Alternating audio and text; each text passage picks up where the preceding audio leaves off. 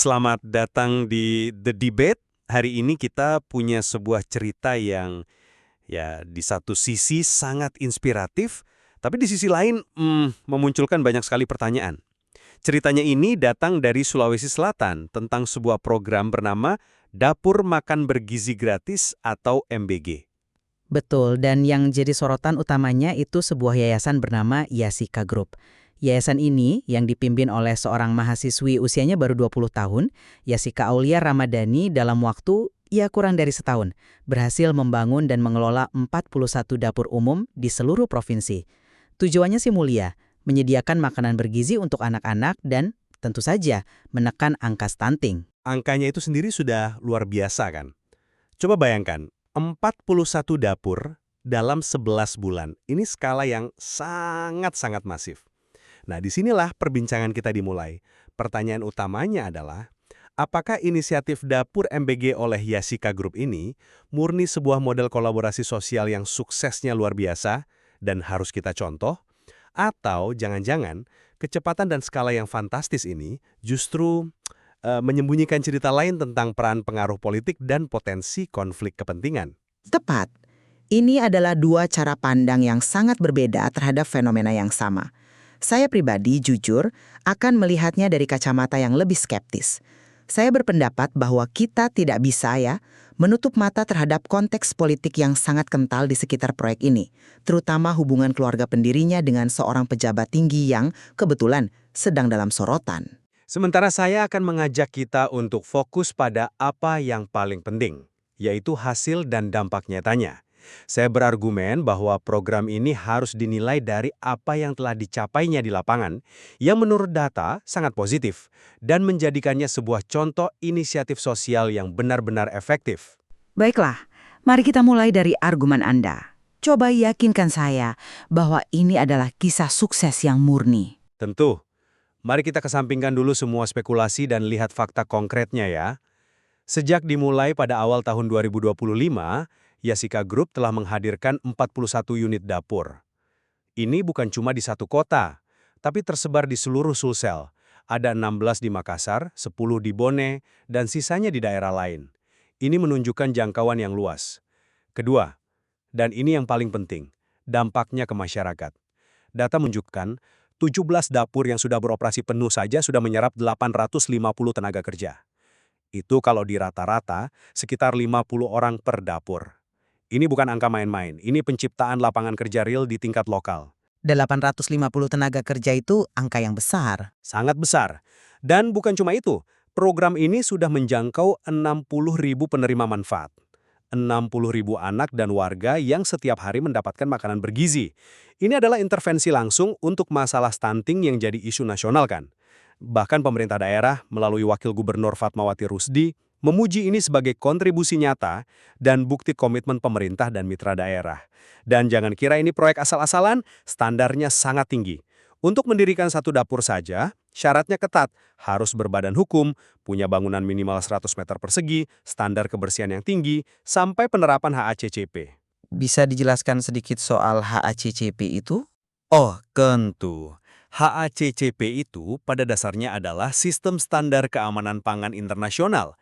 Jadi ini untuk memastikan bahwa dari bahan baku datang, diolah sampai disajikan, semuanya aman, higienis, dan terkontrol. Jadi ini bukan sekedar dapur rumahan, ini fasilitas semi-industri yang profesional. Bagi saya, semua ini menunjukkan satu hal, ini adalah sebuah model inovasi sosial yang dieksekusi dengan sangat baik. Sosok Yasika yang baru 20 tahun itu seharusnya jadi inspirasi, bukan jadi alasan untuk curiga. Oke. Saya akui, gambaran yang Anda sajikan memang sangat impresif.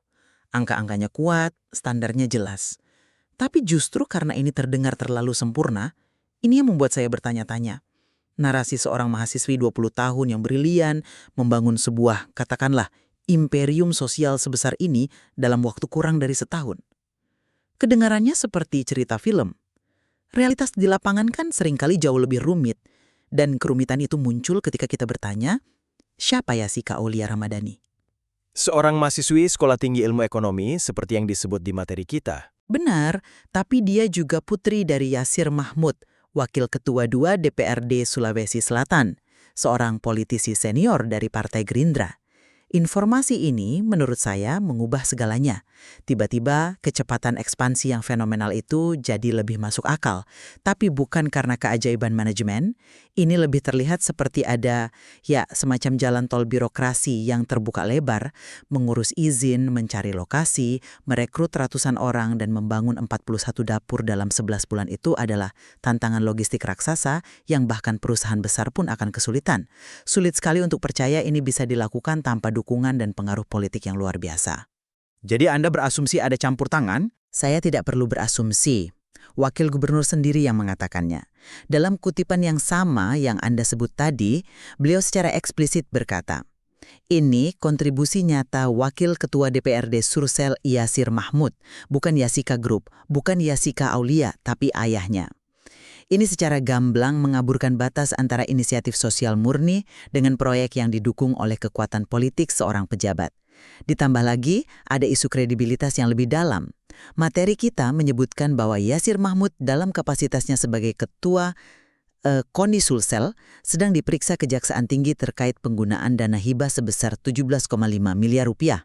Meskipun beliau kooperatif, fakta ini saja sudah cukup untuk menimbulkan awan keraguan atas transparansi dan akuntabilitas proyek-proyek lain yang terkait erat dengannya. Termasuk yang dijalankan putrinya dan kini menguasai program dapur di Sulsel. Tujuan utama program sosial seperti ini adalah memberikan manfaat sebesar-besarnya bagi masyarakat. Di sini kita punya 60.000 orang yang perutnya terisi makanan bergizi, 850 keluarga yang punya sumber penghasilan baru. Program ini juga menggerakkan ekonomi lokal karena mereka wajib membeli bahan baku dari petani dan peternak setempat. Wakil gubernur menyebutnya multi-efek ekonomi. Jika hasilnya sepositif ini, apakah kita harus terlalu meributkan proses atau latar belakang orang di belakangnya? Bukankah itu seperti mencari-cari kesalahan pada sesuatu yang jelas-jelas baik? Itu pertanyaan yang sangat bagus. Dan jawabannya adalah, kita harus. Karena proses yang tidak transparan bisa merusak tujuan baik dalam jangka panjang. Ini seperti membangun rumah yang megah di atas fondasi yang rapuh. Kelihatannya bagus sekarang, tapi bisa runtuh kapan saja. Pertanyaan saya bukan apakah program ini bermanfaat, karena jelas bermanfaat. Pertanyaan yang lebih penting adalah, apakah program ini didirikan di atas fondasi persaingan yang sehat dan adil? Ketika satu entitas yang punya koneksi politik super kuat bisa berekspansi secepat kilat, itu menimbulkan pertanyaan, apakah organisasi masyarakat atau UMKM lain yang tidak punya koneksi punya kesempatan yang sama? Atau jangan-jangan mereka bahkan tidak tahu pintunya ada di mana? Tapi bagaimana jika Yasika Group memang yang paling kompeten? Persyaratan yang ketat seperti HACCP dan bangunan 100 meter persegi itu kan semacam filter positif. Itu memastikan hanya mitra yang serius dan profesional yang bisa beroperasi. Mungkin saja yang lain memang tidak bisa memenuhi standar setinggi itu. Mungkin, tapi itu membawa kita ke isu yang lebih besar. Apakah kita sedang secara tidak sengaja menciptakan kelas elit dalam aktivisme sosial? Di mana hanya mereka yang punya modal besar dan akses ke kekuasaan yang bisa berbuat baik dalam skala masif. Ini bisa meminggirkan ratusan inisiatif akar rumput lain yang mungkin idenya brilian tapi tidak punya nomor telepon pejabat atau modal untuk sewa gedung 100 meter persegi. Kecepatan ekspansi Yasika Group yang tidak wajar itu menyiratkan adanya jalur mulus dalam perizinan dan birokrasi, sebuah kemewahan yang tidak dimiliki oleh aktivis sosial biasa. Jadi, meski tujuannya baik, caranya bisa jadi menciptakan ketidakadilan sistemik. Saya mengerti alur berpikir Anda, tapi menghubungkan ini dengan kasus dana hibah KONI yang menimpa ayahnya, menurut saya itu lompatan yang terlalu jauh. Kasus itu kan terpisah, masih dalam tahap penyelidikan, dan belum ada putusan bersalah. Yasir Mahmud menurut materi sudah memberikan klarifikasi rinci soal penggunaan dana itu. Menggunakan penyelidikan yang belum terbukti ini untuk mencoreng inisiatif positif yang dijalankan putrinya, rasanya tidak adil. Ini seperti menghukum sebuah program yang baik karena ada kecurigaan pada figur yang bahkan tidak terlibat langsung dalam operasional harian. Kita harus bisa memisahkan dua hal ini. Saya minta maaf, tapi saya tidak bisa setuju. Ini bukan dua isu terpisah. Ini tentang satu hal yang fundamental, kepercayaan publik. Ini bukan soal hukum, tapi soal etika dan persepsi. Ketika seorang pejabat publik yang mengelola dana publik yang sangat besar sedang diperiksa atas dugaan masalah pengelolaan dana, dan di saat yang sama keluarganya menjadi pemain dominan dalam program skala provinsi yang didukung pemerintah, ya publik berhak 100% untuk skeptis. Ini bukan menghukum, ini adalah bentuk kontrol sosial yang wajar. Bagaimana publik bisa yakin tidak ada fasilitas khusus yang diberikan ketika figur sentral di baliknya punya rekam jejak yang sedang dipertanyakan terkait pengelolaan uang rakyat? Kepercayaan itu mahal harganya, dan dalam kasus ini ada defisit kepercayaan yang jelas. Oke, saya akui, optik politiknya memang tidak ideal. Siapapun akan setuju soal itu. Tapi mari kita lihat sistemnya. Ini bukan penunjukan langsung. Materi kita jelas menyebutkan bahwa proses pendaftarannya formal dan terbuka. Siapapun bisa mendaftar online lewat situs resmi Badan Gizi Nasional. Syaratnya jelas, punya badan hukum, ajukan proposal, bahkan harus punya dana operasional awal untuk menalangi biaya sebelum bantuan cair. Ini menunjukkan sebuah sistem yang terstruktur dan, ya, berbasis kompetisi. Yasika Group bisa sebesar ini mungkin karena mereka memang yang paling siap, paling profesional, dan proposalnya paling bagus. Ini kan esensi kemitraan publik swasta yang berhasil, di mana pihak yang paling kapabel yang akan maju. Adanya prosedur formal di atas kertas tidak secara otomatis menghilangkan kemungkinan adanya favoritisme di lapangan. Prosedur itu bisa jadi hanya sekedar formalitas untuk melegitimasi pilihan yang sudah ditentukan sebelumnya. Analogi yang bagus mungkin seperti ini. Ada sebuah perlombaan lari yang katanya terbuka untuk umum. Aturannya adil, lintasannya sama untuk semua. Tapi ternyata, satu pelari sudah diberi akses untuk latihan di lintasan itu selama berbulan-bulan, diberi sepatu terbaik, dan pelatih kelas dunia. Sementara yang lain baru tahu tentang lombanya seminggu sebelumnya. Secara teknis lombanya adil, tapi secara substansi hasilnya sudah bisa ditebak. Itu analogi yang menarik, tapi itu masih asumsi kan? Bukan sekedar asumsi, ini pertanyaan yang muncul dari data. Istilah menguasai yang dipakai dalam materi sumber itu sendiri menyiratkan adanya dominasi.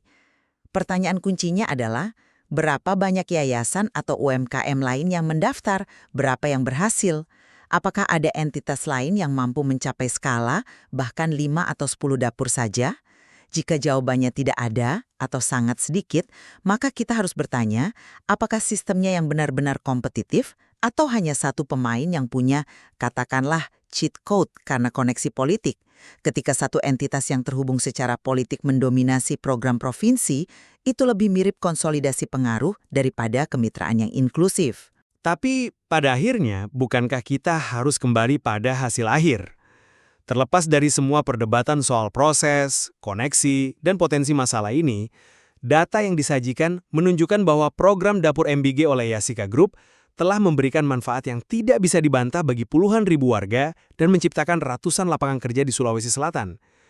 Dengan standar operasional yang tinggi dan dampak ekonomi yang jelas, inisiatif ini, setidaknya dari sisi hasil, berdiri sebagai sebuah model yang patut dipertimbangkan. Kinerjanya terbukti dan dirasakan langsung oleh masyarakat. Saya setuju bahwa tujuan program ini mulia dan ada laporan awal mengenai dampak positifnya. Tapi kita tidak bisa menutup mata terhadap semua bendera merah yang berkibar sangat jelas di sini. Skala operasi yang tidak wajar untuk seorang pemula, kecepatan ekspansi yang fenomenal, dan hubungan keluarga yang sangat dekat dengan seorang pejabat tinggi yang sedang diselidiki, semua ini menciptakan bayangan keraguan yang terlalu besar untuk diabaikan. Manfaat jangka pendek tidak boleh membutakan kita dari potensi masalah struktural jangka panjang, yaitu terciptanya sebuah sistem di mana kebaikan sosial menjadi privilege bagi mereka yang dekat dengan kekuasaan. Jadi, pada akhirnya, materi ini memang menyajikan sebuah dilema. Di satu sisi, kita punya sebuah kisah sukses yang inspiratif tentang aksi sosial yang berdampak luas, yang dipimpin oleh seorang anak muda yang energik, sebuah cerita tentang solusi pragmatis yang berhasil.